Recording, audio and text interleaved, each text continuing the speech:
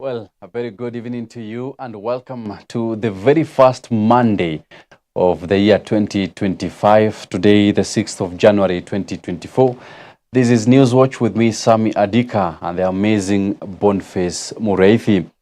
Now, beginning as of tonight with matters abductions, in a turn of events that has brought both relief and concern, 4 Kenyan youth who were abducted in December 2024 have been found alive. Billy Mwangi, Peter Muteti, Bernard Kavuli and Ronnie Kiplagat reached out to their families on Monday morning, even as 3 others remain missing. This comes as the country continues to grapple with increasing cases of forced disappearances. Our reporter Kennedy Kimani begins us off tonight with the report. 4 young Kenyans who were abducted last month have now been released and are back with their families. Billy Mwangi, Peter Muteti, Bernard Kavuli, and Ronnie Kiplagat were found alive on Monday morning and made contact with their loved ones. Billy Mwangi, who had been missing for over 2 weeks, returned to his family home in Majengo, Embu County. He was discovered in Nyeri, about 60 kilometers away from home, and managed to make his way back on Monday morning. Mtoto amekuja nyumbani. Saa 2 amekuja kwa nyumba. Na ako sawa. Tumefurahi na bibi yangu, furaha ambayo mpaka saa hii we have not recovered from that happiness because it was really a trauma. Mtoto alikuja saa 2, nisikia mtu kwa gate mtoto anaitana, "Mama, fungua." Sasa ndio nikafungua, nikaona he's okay. Hapo kwingine Mungu anajua tu. According to the Member of Parliament of Manyata, Gitonga Mukunji, Billy was visibly disoriented and traumatized. He was taken to a hospital for medical attention where he is currently being monitored. The preliminary report is that the young man is traumatized, seriously traumatized, and he has been whipped, amepigwa vita, na pia amekuwa kwa room ambayo iko na giza. So the young man, when tulikuwa nakula Christmas, yeye alikuwa mahali ambapo hawezi jua mahali yupo. Na I want to say that hata kama tumepata Billy, and this one I'm saying as a lawmaker, let Billy be the last person to go through the ordeal that he has gone through. Peter Muteti, who was abducted on the 21st of December 2024 in Nairobi, was also found alive. Muteti had been seized outside his apartment by armed men and was later discovered roaming in Nairobi's Central Business District. His family rushed to pick him up, but he remains shaken by the ordeal and is recovering at home. In a similar development, Ronnie Kiplagat, the brother of cartoonist Kibet Bull, was found in Machakos. Meanwhile, Bernard Kavuli, who was taken from Ngong, was found in Kitale. Despite these 4 being found, the whereabouts of others, including Kibet Bull, remain unknown. There is growing concern for the safety of several missing individuals as cases of abductions and forced disappearances continue to rise across the country. As of now, it remains unclear who is behind these abductions. Kennedy Kimani, Hope TV Newswatch, Nairobi. Well, many thanks, Kennedy Kimani, with the report right there. Now on to matters transition to grade 9. Education Cabinet Secretary Julius Migos has admitted that the government is facing hitches in rollout of Pioneer Grade 9 further noting that they are working round the clock to resolve the challenges. Now speaking in Kajiado County, the CS says lack of adequate teachers and classrooms have proven to be a challenge, with the ministry urging school heads to utilize the available spaces as the government seeks alternative options. Now Migos further noted that the government has so far distributed 9.9 million textbooks to public primary schools across the country to facilitate adequate teaching and learning in the competency-based curriculum, CBC. We said we are going to have short-term mitigating solutions to be able to give us time to finalize on any school that we are putting up a classroom. And some of the mitigating factors is, as you have said, where we might be consolidating on classrooms, there will be congestion for a short while, which is going to support us. In some situations, even where the congestions may not allow, we can have a multi-shift within the time, where when there is a class that is having outdoor activities, then within that time, another group can be optimizing on the classroom. So that within this short time of the next 30 days, we make sure that we don't disrupt learning. Well, now on to matters politics. A section of leaders from Embu County have strongly criticized former Deputy President Rigathi Gachagua for claiming they are self-centered. Now, this is after Gachagua, while speaking during the burial of former Embu Senator Lenny Kivuti's son, Eric Mutugi, on Friday last week at their home in Kanyuombora, Embu North constituency, alleged that some of the leaders are pursuing personal interests rather than serving the electorate. The former DP went ahead to claim his ouster was publicly instigated and those who supported and voted for his impeachment were bribed, saying the real wrong was committed to the citizen who voted him in. Na akasema next time yeye ndiye atasema ni nani atachaguliwa. Mwambie sisi watu ya Embu ndio tunajua ni nani tunaweza chagua. Na hatukuchagua huyu mheshimiwa Ruko kwa makosa. Tulimchagua kwa sababu tuliona anaweza fanya nini? Atianza kukimbizana na regional overseer. Anataka kupita regional overseer, atoke bishop, akuwe regional overseer. Inawezekana? Si mtu anaenda polepole. Kwa hivyo wewe ukipewa kazi ya ofisi, unaenda polepole, unanyenyekea, unafanya kazi, unafanyia wananchi kazi kama vile Kithure Kindiki anafanya kazi akinyenyekea. Nikikumbusha nyia ukweli watu wa Embu, Tharaka Nithi na Meru. Kitu ya kwanza hapo mbeleni mimi ni vice ya personal agriculture, livestock and blue economy. Tukaongea mambo ya majani, ya kahawa, makandamia na vitu zingine akaunga mkono. Lakini katika Embu County, Tharaka Nithi na Meru, kilimo yetu wale wanajua ukweli ni mera sio kumgoka. Kwa sababu tunataka iwe variation. Tunataka tutatengeneza juice, wine na pia BG ndio ina variation tuweze kuuza nje.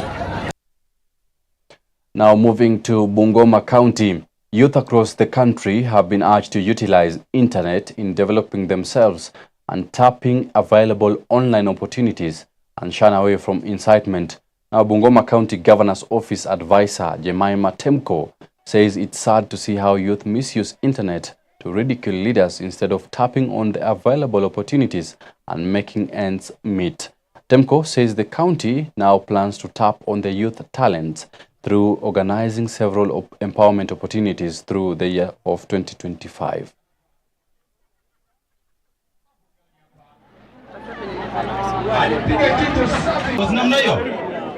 Tunataka kufanya mchezo ambayo ni mchezo wa kirafiki kama vizuri.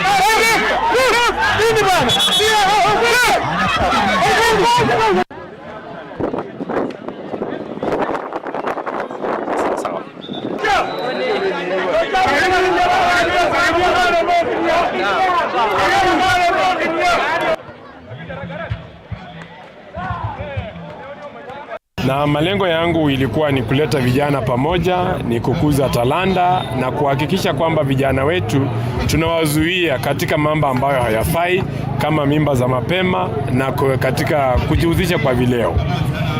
Unapoangalia kama leo hii tuko na tournament ambayo inahusisha timu 52 zikiwemo timu za soka, wavulana na wasichana, volleyball, vile vile tuko na mchezo wa netball. na mchezo wa raga. Michezo hii yote inawasawazisha mtoto wa kiume na mtoto wa kike. Kwa sababu tunapokuza talanta za mtoto mvulana, lazima vile vile tuzingatie pia watoto wetu. Sisi kama vijana hatutaki kukuza tu vipaji hapa Sirisia peke yake, bali tunataka kukuza vipaji Bungoma kwa ujumla. Na kwa hayo sisi kama viongozi wa vijana tunataka kwenda kuketi chini na kuweka mikakati kabambe kuhakikisha kwamba hii michezo inaweza kujumuisha vijana wote wa kaunti ya Bungoma, kwa sababu kupitia hii michezo tunaweza kupunguza mambo ambayo ni mambo ya mimba za mapema katika jinsia ya watoto wetu wasichana, mambo ya madawa za kulevya na miadarati tunaweza kupunguza na kuhakikisha kwamba tunakuza talanta za vijana wetu.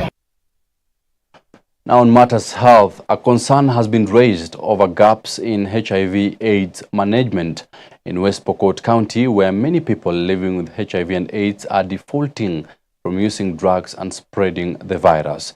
Now close to 200, equivalent to 2% of people living with the virus in the county, have defaulted from care and treatment due to stigma and lack of proper support. Now this has led to high mother-to-child transmissions, now at 21.2% from the previous 14.6% in the year 2022.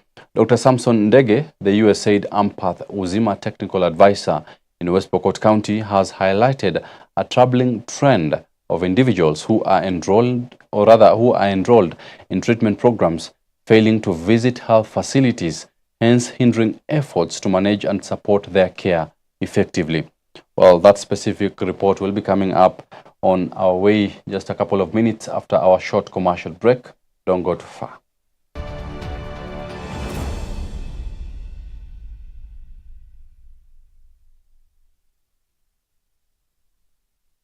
Coming soon. This November. He's the God who raised up Moses in a palace only to use him in the wilderness, and raised up Joseph in the wilderness only to use him in a palace. Young person, God is at work within your heart. What does it say? He is at work. It's him who is at work in you. If you are going to be successful in the service of God, it calls for sacrifice. We get to appraise what God is doing, and by his invitation, partner with him. Come on, keep moving. He's inspiring you to challenge that which seems impossible. What he would require of us is to declare, send me Lord, regardless of our background. Only on Hope TV.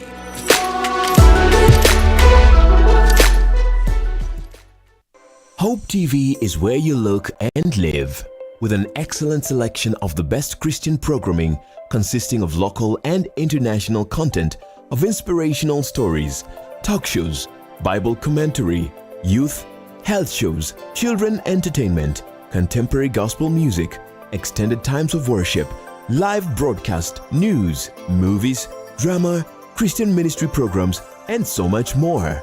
Hope TV is another quality service from Christ is the Answer Ministries, with over 45% of authentic and credible local content every week.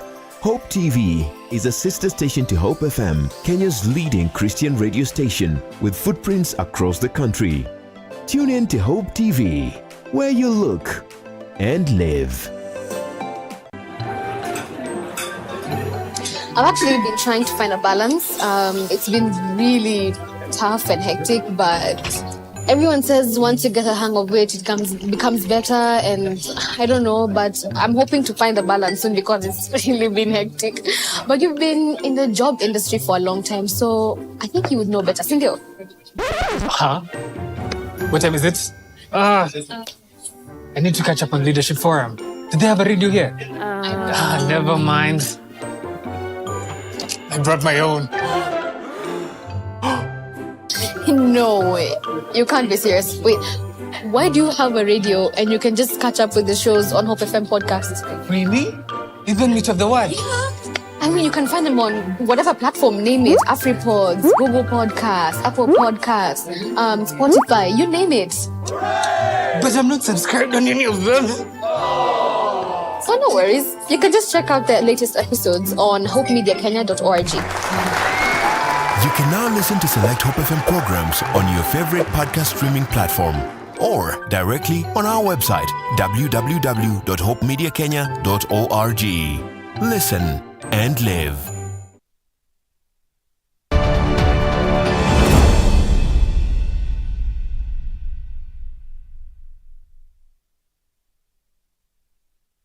Welcome back. This is Newswatch right here at Hope TV.